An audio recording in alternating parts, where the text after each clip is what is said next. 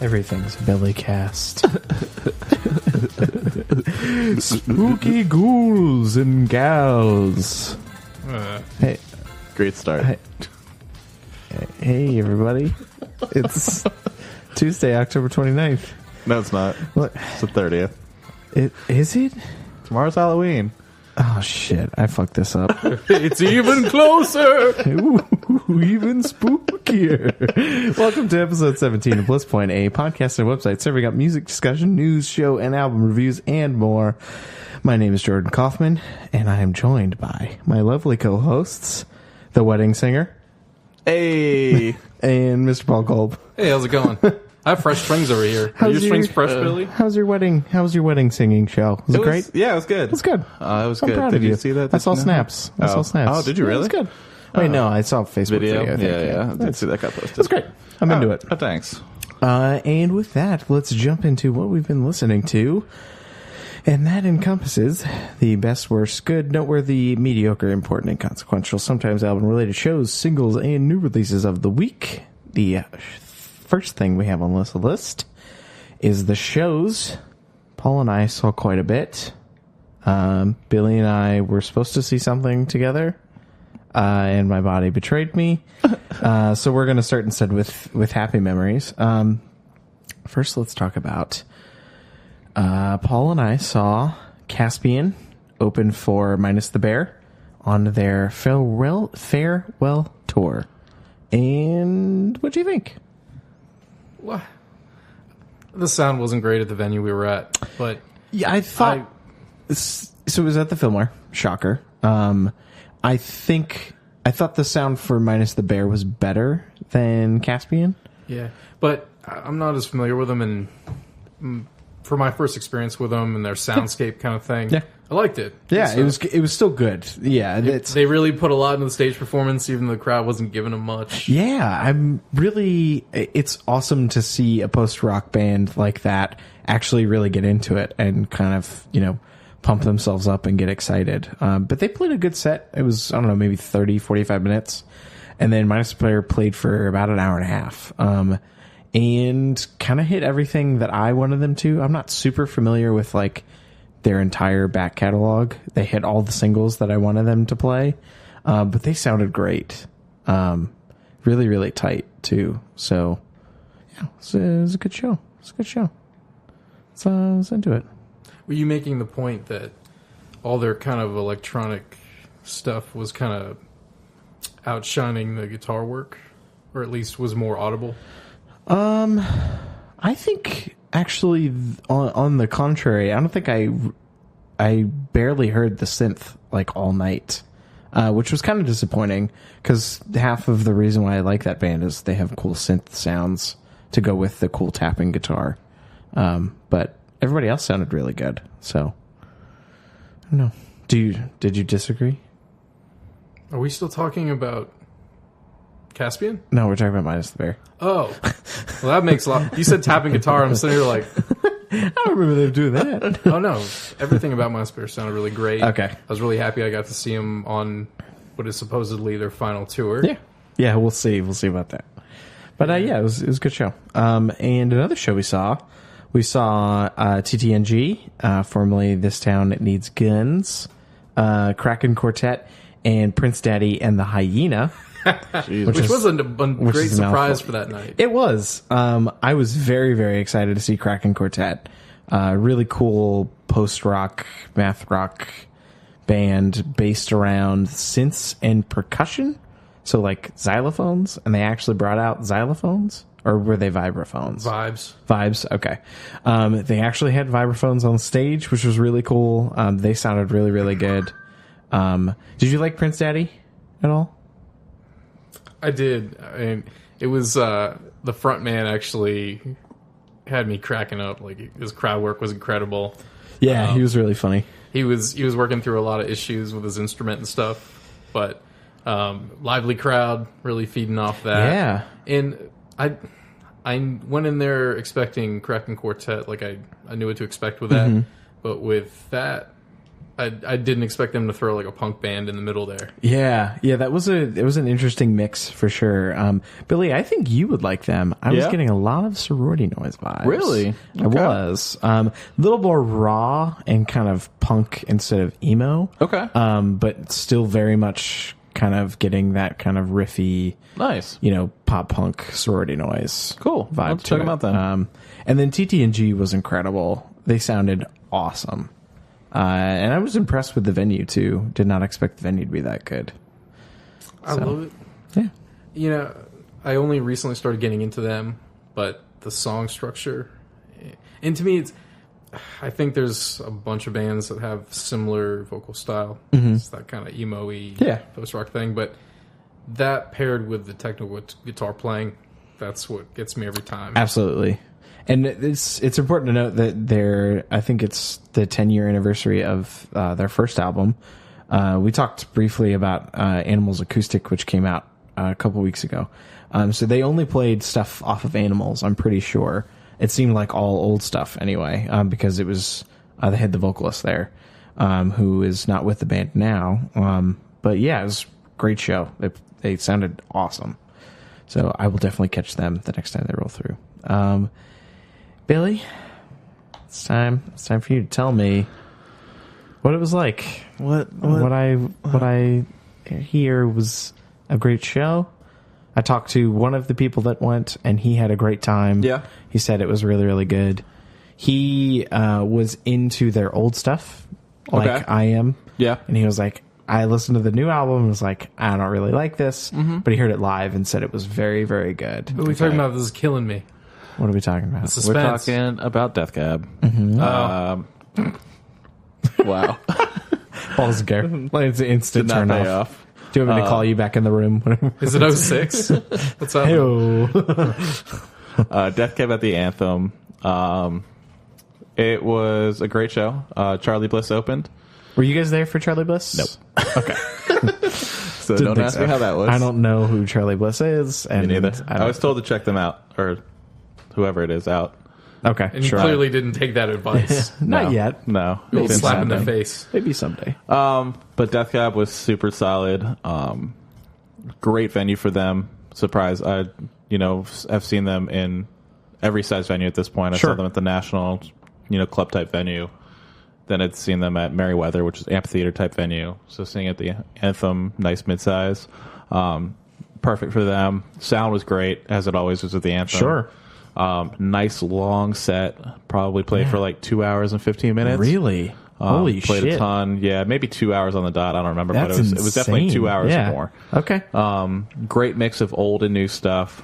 All the new stuff did sound great live. I only got snaps of old stuff, so I was very excited. Yeah, well, they played a lot of good, They did. rare old stuff too. Yes. I was impressed. They really pulled out some good stuff from their early albums, and all the new stuff sounded really good live too. That's good. A little surprised when they played Northern Lights. Lauren Mayberry from Churches came out, Which and is super sang cool. on that track with them, which was awesome. And they seemed to have a good time with that one. But yeah, it was a great show. It's awesome. I love Death Cab. I'm glad you guys had a good time.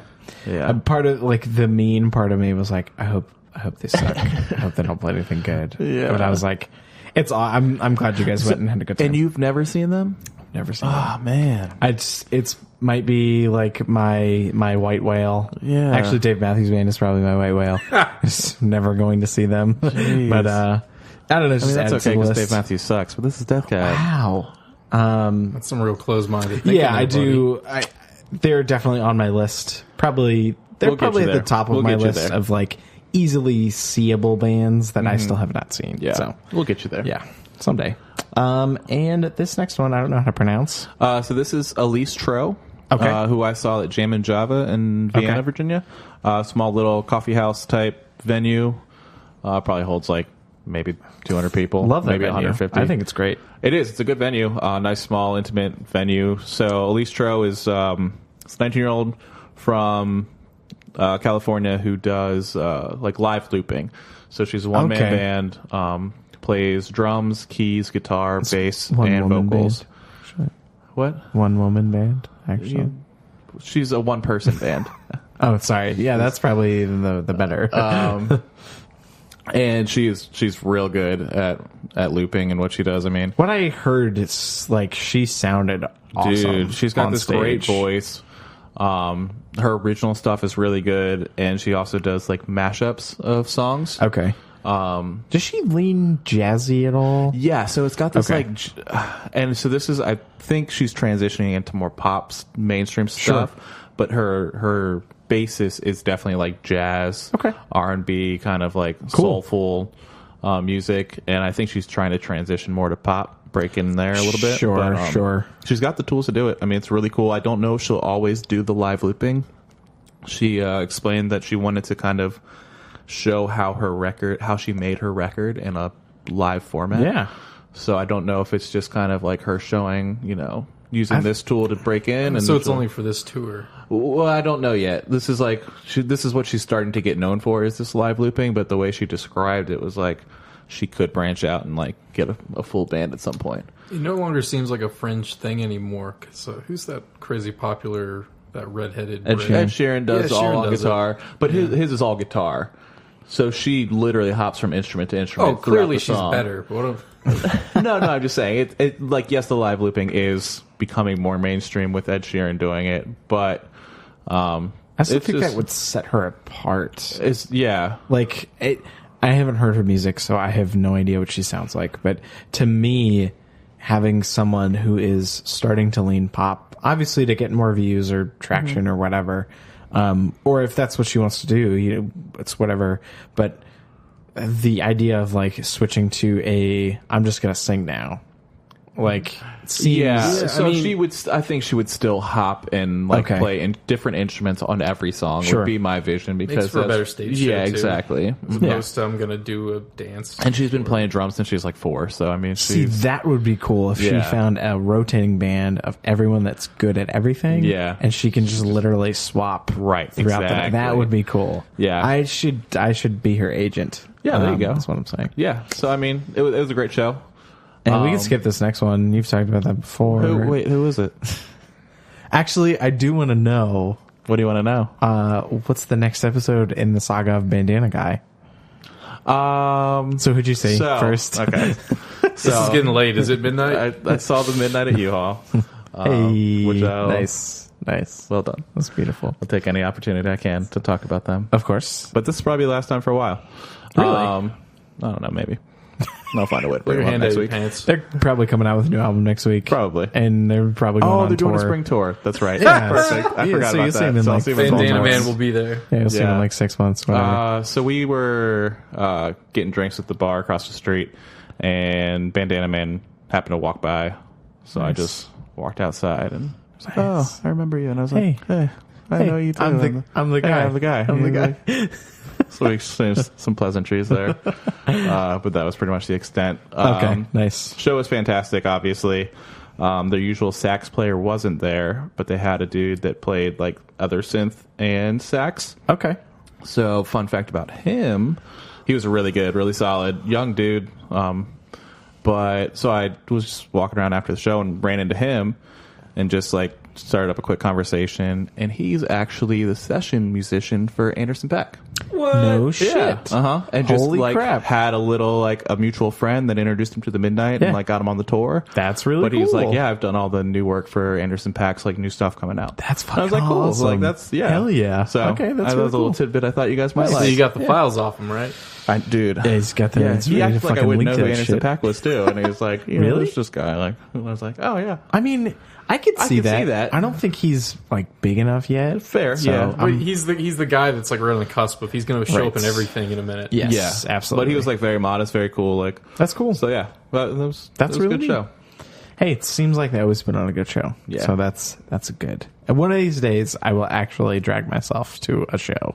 I'll take you to Baltimore. We can see him on a weeknight. Seems like fun.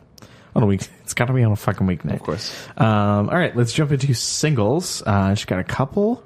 New Run the Jewels track from the new Venom movie. The track is called "Let's Go," the Royal We, and it's pretty good. It's pretty good. It is pretty good. It's been a while since we've heard from Run the Jewels, so I think it's about as good as a movie tie-in track could be. Absolutely. Yeah. Especially, and granted, I didn't really take a huge look at the lyrics, so I don't know if it's a big tie-in to the movie at all. It didn't feel like it in the way that the Eminem song does. So that's right. Eminem says Venom a bunch. Yeah, so you know it's part of the soundtrack. But yes, solid production per usual, standard verses from the guys. Mm-hmm. So still very excited for whatever they come up with next, and hope it's something different. I think Run the Jewels 1, 2, and 3 have been awesome, and I'm curious to see kind of what they do next. So you're throwing fuel on this RTJ4 fire. I am. Think it's coming. I don't know. I feel like we would have heard at least something, because usually they like kind of peter out. Like we're recording. LP just got married, so maybe they've been busy. I don't know. The quality they put out, I think, every 2 years is plenty. Yeah, I don't mind waiting another year for a really good album. So next up we have Toro Y Moi. This track is Freelance. It's off of his new album coming out in January. And Billy, you are a resident Toro Y Moi fan. What'd you think? I liked it, and this is kind of what I was hoping he would do, and I'm hoping he sticks to this. We'll see how the new album sounds, but this is really what he's good at. It's cool, like 80s-ish funk vibe to it. Paul, you said the autotune wasn't doing it for you? Yeah, it's weird. I liked it initially, and then the vocals after a while kind of wore on me. Sure. Overall, I can see it's a solid track. Yeah, I'm with you. It does get a little repetitive, but it's got me excited for this album. I'm not a huge fan, so I'm curious to see where it goes. Next up, I put this on here just because I love My Chemical Romance, and I'm always fascinated to see what these guys are up to. I'm not super familiar with Gerard Way's solo stuff outside of this new song, but he has released a new song. It's called Baby Your Haunted House. It is very simple, very tight, cohesive, kind of pop punk track, really cool lo-fi buzzsaw guitar on it. What do you guys think? I enjoyed the guitar tones and kind of the basis of the track. Lyrically, it's super boring. Didn't do much for me. Also felt a little repetitive. But I don't know. I don't know if it's something that... No, I don't think it's going to grow on me. It sounds slightly lo-fi. I mean, the time of year we're in, the video's kind of nice. Yes. They're doing this weird 60s, like when bands would play on a variety show. Right. The way they all stand really close together and matching suits. Do like coordinated movements and right, shit. just like tilt one way or the other. Yeah. But they're all in spooky skeleton costumes. Yeah. I think it's a cute song. I don't think it's... Well, I kind of want to know what he is going to do for the rest of the album, because I can't see him doing a whole album of this. The thing is, you were mentioning a noted music critic was really hot on it, and I just couldn't find anything in it that inspired that kind of passion. Yeah, I don't know, and I definitely am going to... Obviously, didn't want to hear what he had to say before we talked about it, so I'm curious to see what he is impressed by, or if it caught his ear at the right time, you know. Next up, we have Tides of Man. The track is Naked Words, Sacred Mouth. You said it's kind of 2 tracks, Billy? I think it's like a 7-minute long track, and I believe it's like a bonus track off of an album they released recently. But the way it flows and sounds to me is that it was 2 tracks that they kind of just put together and merged into one. It flows really well. Yeah, I really want to listen to the whole thing. We kind of skipped around a little bit, just kind of get the gist of it. But it has this really nice build that at the end just pays off. It's an instrumental post-rock track that just has this really good, I don't know how to describe it, but it's just really solid. Yeah, it doesn't do your typical crescendo movement where everybody gets louder and just kind of the drums, you know. Yeah, right. It's like the drums actually switch the groove up and the bass kind of hits with the drums, and it's super neat. Yeah. I really like the end of that track a lot. Yeah, and it's a band that was originally founded by Tillian Pearson, who now is the lead vocalist of Dance Gavin Dance. So if you're familiar with their old stuff, it was a little bit more emo hardcore, where they definitely are transitioning into a more mature post rock sound, and it's good stuff. Yeah, I'm excited. It's been a while since I've heard from that band. Next up, we have Pedro the Lion. Track is Yellow Bike. First album in 15 years for Pedro the Lion. Could not be more excited. This track is just standard Pedro the Lion. I really liked it quite a bit, but I'm a big fan. I would like to know what you guys thought. Muddy, powerful Pedro the Lion. Yes. He's got a really good quality to his voice. Kind of sings at a lower register. You're making a point about kind of the emotion he'll put into things, even lyrics that are about kind of a mundane or a standard experience people would have. But to me, it's interesting because it's that kind of singing that there's not a whole lot of effort put into it, but somehow there's a lot of feeling there. Sure. Yeah. Yeah, absolutely. I'm with you. And lastly, we have Thundercat. Almighty God, Thundercat. This track called King of the Hill, featuring Bad Bad Not Good and Flying Lotus, is unfortunately not off a new album. It's off a compilation for the Brain Feeder label. But it is nonetheless very, very, very good. And Paul, as a fan of all three of these things, I wanna know what you think. It's filthy and fine. I love it. It's one of those dream mashups. And when you were telling me about it, and like everyone you named, it just got better and better. Yeah, I love Thundercat, even with his little falsetto kind of thing he does on everything. It's good. And then Flying Lotus. Yeah, which I don't know. I kind of want to know what he did to this track, because it feels mostly like the Bad Bad Not Good influence. But the Thundercat falsetto, I think, is really a good choice here. Whereas, sometimes it's grating, but this track is great. It's really, really good. And with that, let's move into our shout outs. And just want to touch quickly on this new EP by Petite Noir. A couple weeks ago, we talked about his lead single for this EP featuring Danny Brown, which is incredible. I forget the track name, but it's very, very good. And the EP is called La Maison Noir, the Black House EP. Just really incredible production and performances from Petite Noir.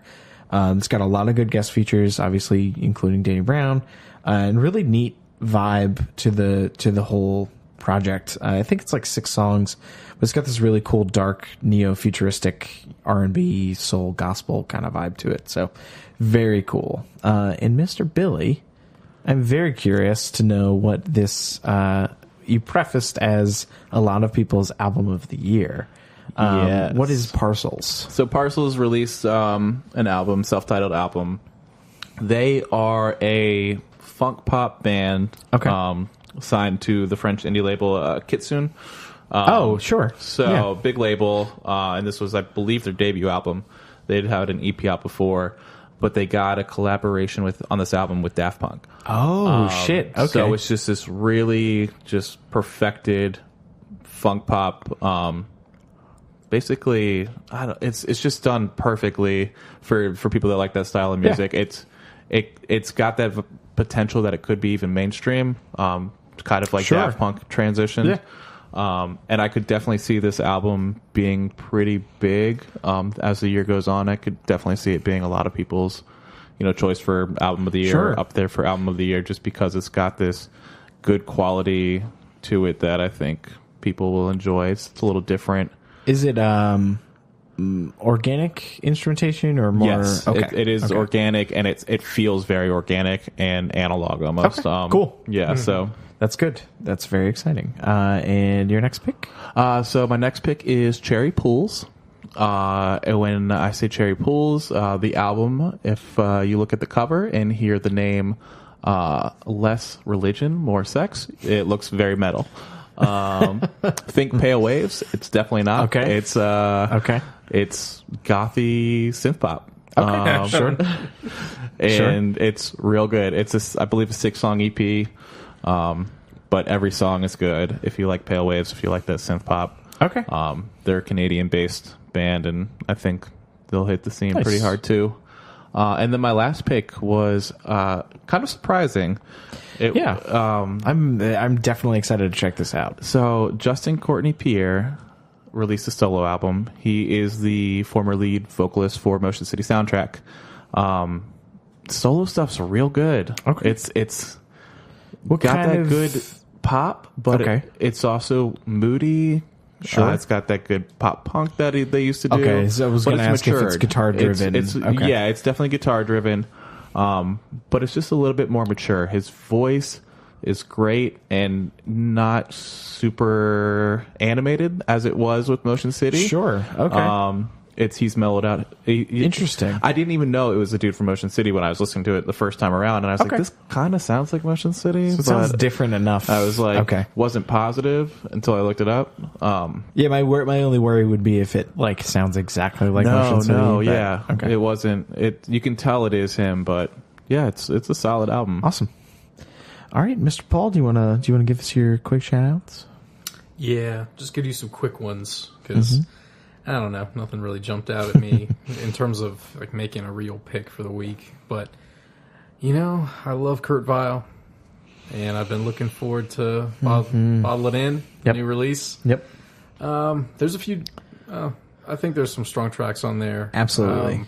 I think you mentioned, was it Cool Again? Come Again. Come Again's incredible. Really, really great. Kind of a little bit of that mountain music vibe. It utilizes a lot of banjo playing. Yes. But that track right there almost doesn't fit with everything else. No. It's really, really strong. Yeah, I like the way it develops. If you listen to nothing else, try that track out. Come Again. But,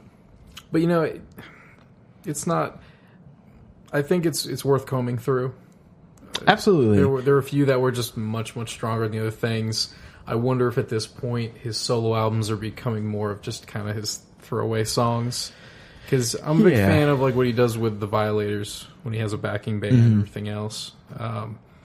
If you're into Courtney Burnett, I hate to always make that comparison because of the album they did together, but it's very much like a male, almost more instrumentally focused version of that. Absolutely. They do the talk singing thing, and they do a little bit of the storytelling thing.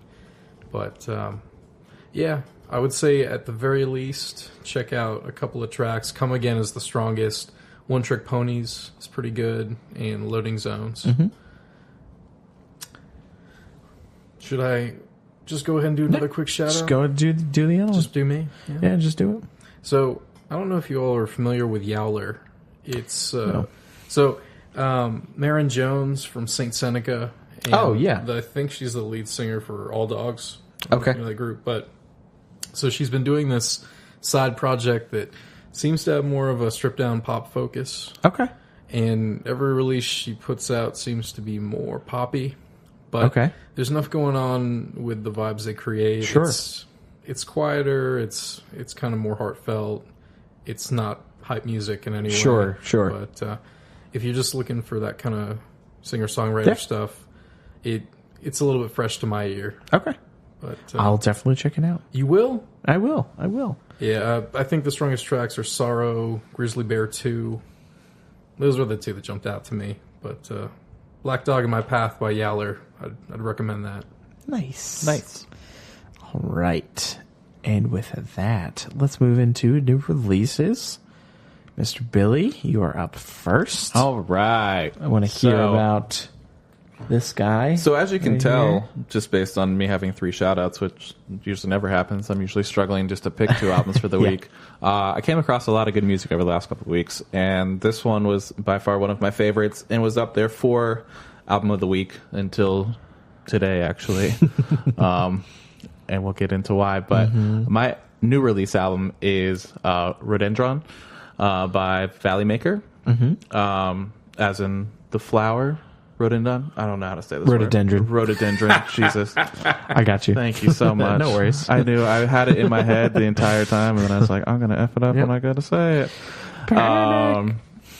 But so I guess the symbolism behind that flower is basically like danger and caution. So when he wrote this album, it was during the 2016 political cycle, and the album itself doesn't have a whole lot of political outright but Right. It definitely has some political undertones, and it's basically this folky guitar, really solid guitar work, mashed up with some atmospheric synths. And I love what they do with the female vocals and how they use female vocals as either like harmonization / sometimes they use it as like an instrument. Sure. It's just really cool what they do. And then they also have a lot of cool like just brass and string instruments as well that aren't they do a lot of cool subtle things with different instruments. And so the album starts out super strong, fades a little bit in the middle, which is the only reason I knocked it to my new release, and then picks up at the end and finishes really strong as well.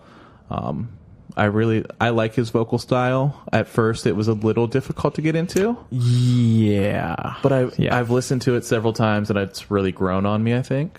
Yeah, I like... I think I got about halfway through it, and definitely agree with it kind of starting to wane a little bit in the middle. Mm-hmm. I remember specifically, like, Rise Up being pretty repetitive. Just like, that's kind of where it lost me, too. Mm-hmm. Yeah, the vocals... half the time it sounds like he's not committing to the end of a word. Yeah. So like every time he's like pulling away from the microphone, like after every single word. Yeah. And it's like, I know that's just your vocal inflection. That's what he does, but it's very obnoxious if you're not used to it. Right. It's kind of counterintuitive too. Yeah. 'Cause it's putting emphasis on the end of words that makes people know what you're saying when you sing. Yeah, it's weird. So, but yeah, I love the guitar on this thing. Right. And I like the vibe a lot. It kind of scratches that Pine Grove itch a little bit. Just kind of country tinged, like alternative rock a little bit. But yeah, I think it's a cool album. It's his first full length album too. Oh, really? Okay, yeah. I did not know that. I think he put out one EP, and this is his follow up. This sounds like a band that's been around for a couple of years. So okay, yeah. So my favorite tracks were the first two tracks, A Couple Days and Light on the Ground, and then at the end finishes really strong with Baby in Your Kingdom and Planted in the Tall Weeds. Related artists are Tyson Matzenbacher, Gold Spectacles, and Meadowlark. You made up some of those. Matzenbacher's a hell of a name. I know. He's real good, though. So yeah, I'm sticking to my fall vibes with my two albums this week. All right. So yes, that's Rhododendron. Oh God. By Valley Maker. Yeah, nailed it. I'll look forward to other seasons when you go back to non-emotional music. Hey, it's a good departure from my 80s stuff and all my weird synth pop. It's true. In keeping with the dark, spooky, depressing vibes, my album this week, Ballads 1 by Joji. Joji is I don't know if you guys are familiar with YouTube memes. He was Filthy Frank, which I'm not super familiar with, but it was just a weird YouTube channel.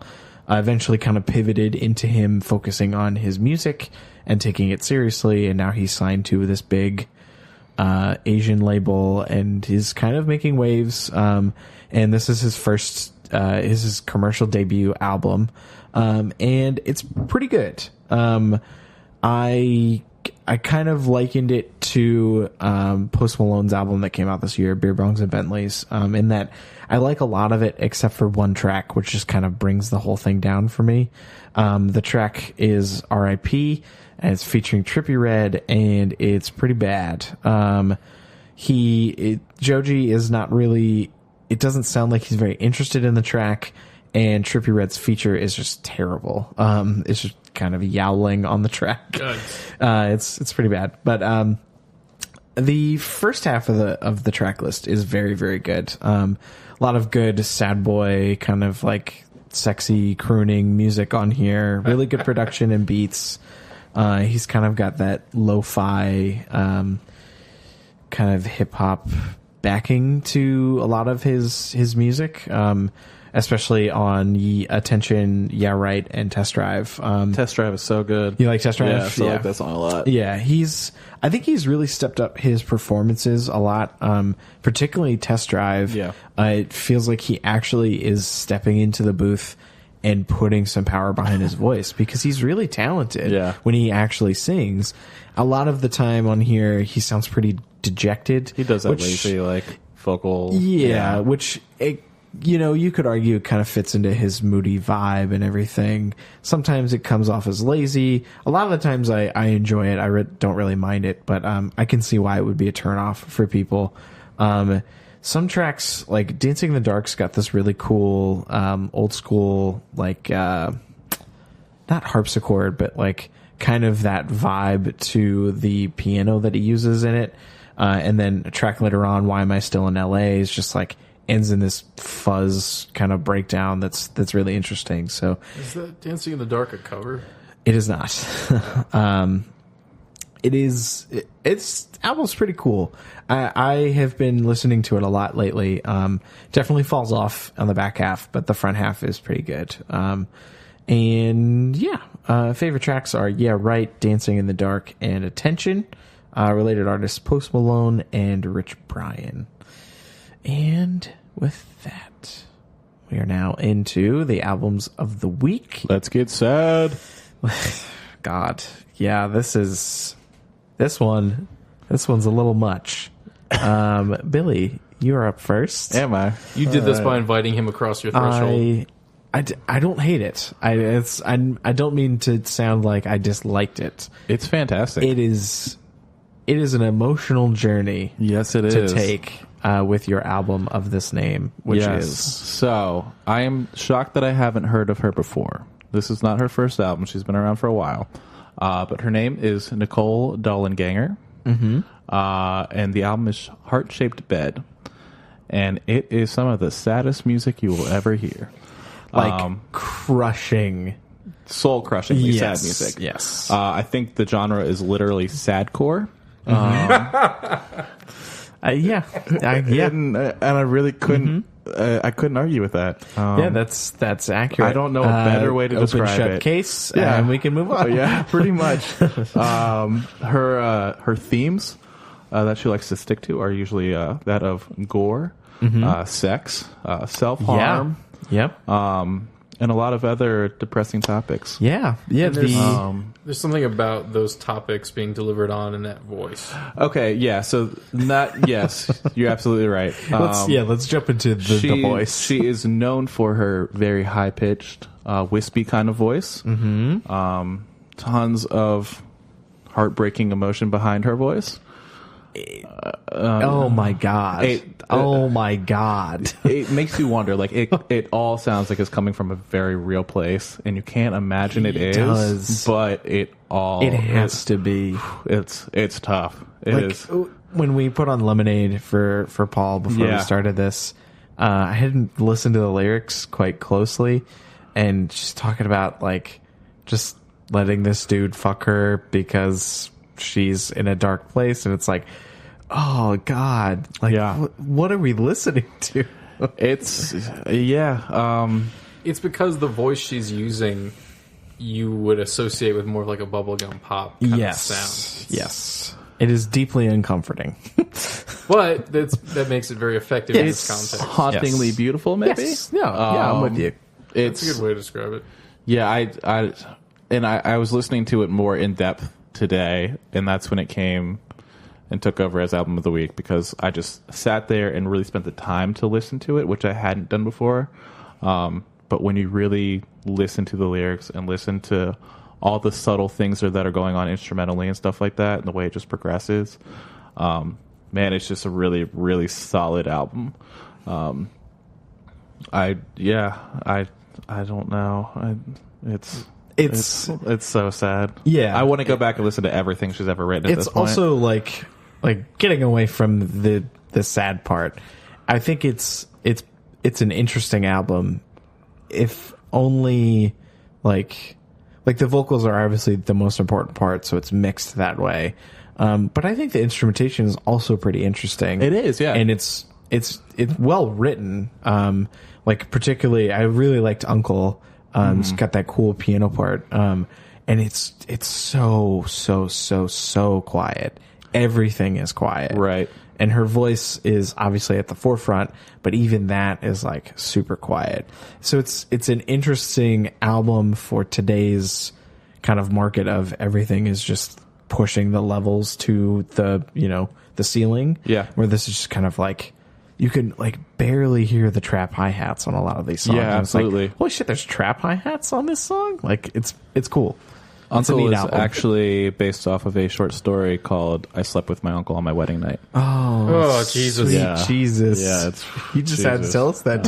You I don't know. You're burdened with that information. I couldn't hold that just to myself. You're welcome, everybody.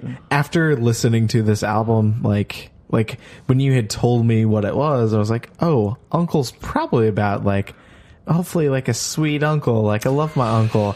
And Oh, then, sir, you've never listened to sadcore. and then the vocals kicked in, and I was like, oh no, Yeah. is this about like Ooh. weird uncle sex or something? It's something else. But Yeah, I'll say. interesting fact about her is not that. But She also enjoys uncles. Unsubscribe, but- Billy. sorry, Unsubscribe. I don't want more Nicole Dollanganger facts. No, these are better. Oh, okay, These are okay. more appropriate. I don't know. No, but they're not. basically, Grimes was the one that I would say, quote unquote, discovered her. Okay. And signed to their label. And that's kind of where she got some of this. Nice. She was just doing like bedroom recordings on like Tumblr. And It seems like and she still would has own that vibe. vibe, but she's got some real production behind it now. And like you had seen, she has historically opened for some hardcore metal bands, Absolutely. which is weird, but Makes perfect sense. awesome. but Kinda awesome. Yeah. Code Orange came out and said, you know, that people are getting a little frustrated with their bill, but they were like, look, we like mixed bills, and we want to bring people that we enjoy out on tour with us, and so we're gonna have, you know, this chick open for us, and I mean, Good for them. Good for them. Good Yeah. for her. That's a pretty sweet bill, if you ask me.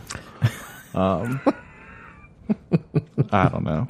You'd be the only person going to see her. Nicole Dollanganger Yeah. open for Code Orange. Because it Probably. requires the audience to have a range of tastes Yes. that wide. Fair. That is true. Well, I'm into it. Bandana guy approves. Favorite tracks? So my favorite tracks were Uncle, Heart Shaped Bed, and Lemonade.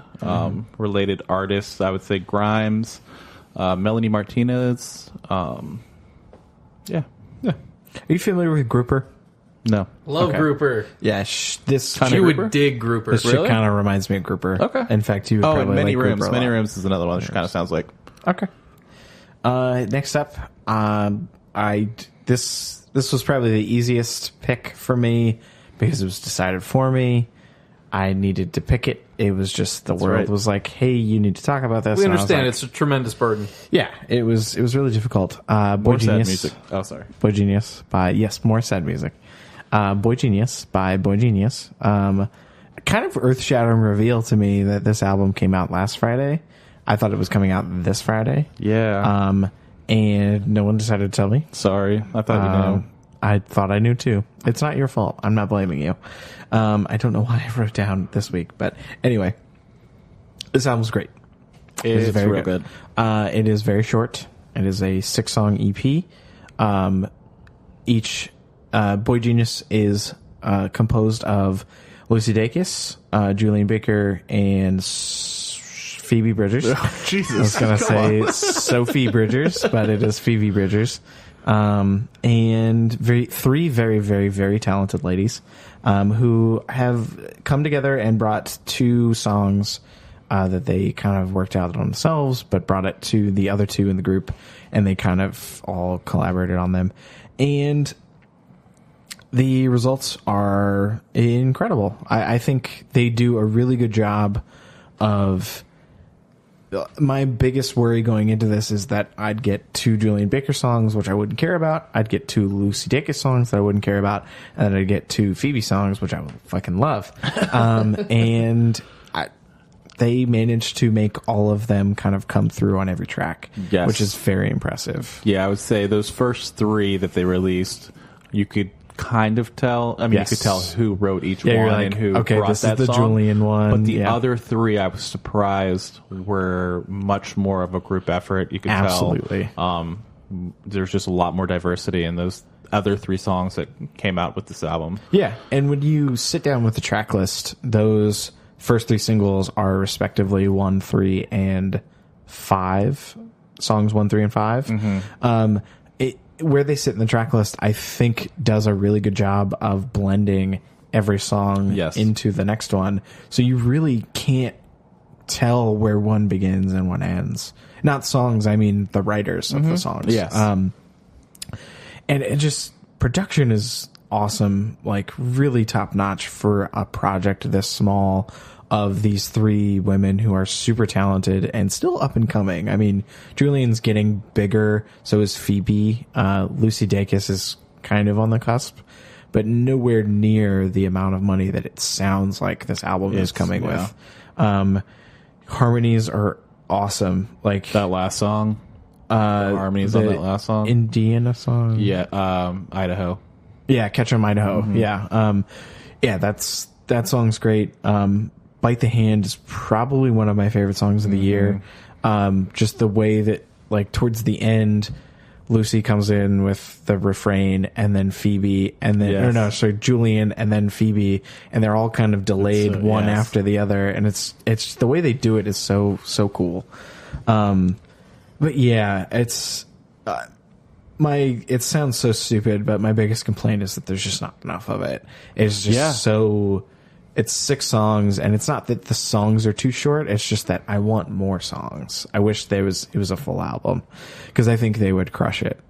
So I hope that they continue to do stuff in the future.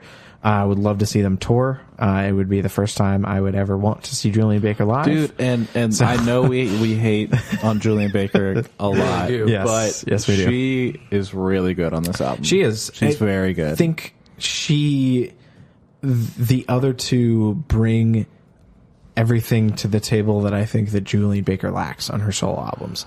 I think the instrumentation is always so boring on her solo albums, and I think this is really them bringing out the best in each other, and it really shows, it shines a light on what Julian Baker's good at, which is lyricism and powerful delivery. Dude, when she does the powerful vocal delivery, it's so good. Yeah, like, it's so good. I'm 99% sure she wrote "Stay Down" because she sings on most of it. And the ending of that song, oh my gosh, yes, that song is insane. It gives me goosebumps every time. Yeah. So props to them. I mean, this is just one of my favorite albums of the year, even though it's only 6 songs. So, but yeah, favorite tracks: "Bite the Hand," "Salt the Wound," and "Souvenir." Related artists: Lomelda, Mia Follick, and obviously the separate parts of boygenius: Lucy Dacus, Phoebe Bridgers, and Julian Baker. And if you're curious about the singles and albums we talked about today, there will be a playlist up on the site containing all the singles and the best tracks from this week's albums. Check us out on Spotify, iTunes, YouTube, all the places, like, subscribe, etc., etc. Leave good reviews. Check us out on our website. That's bliss.house, bliss.haus for all of our content. Thanks for showing up. Shout out to Chris for getting me over here. Thanks, I had Chris. a flat tire, and he helped me put my spare on the way over. Yeah, thanks, Chris. I appreciate it. Don't look at me. I'm not Chris.